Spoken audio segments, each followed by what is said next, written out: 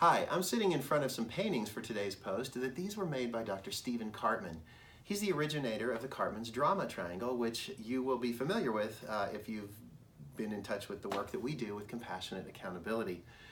So, our government shut down last week because the Republicans and the Democrats were unable to come to a deal around some key issues.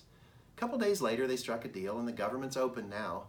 I'm afraid we might be headed for the same thing because of all the polarization and drama and negative conflict going on right now.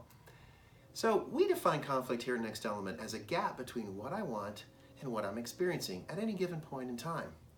What if we represented that gap with our political system using these two stacks of drama stickers, no drama stickers.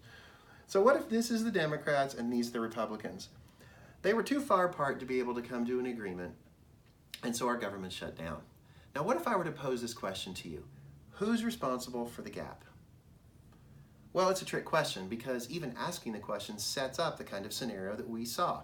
When I ask that question, it invites people to feel defensive and look for justification and blame the other party. So the Democrats blame the Republicans for being too far out in right field and unable to agree on anything.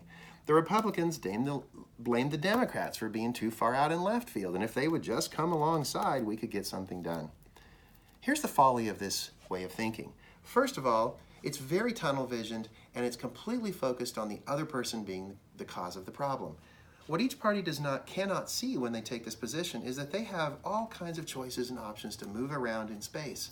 They can move further away, they can move closer, they can move to the side.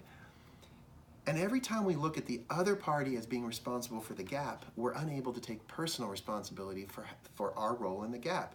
What if instead we started asking questions like, what is my role in the gap?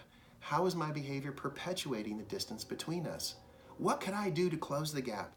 What could I do to help the other party feel safe and comfortable to move towards me?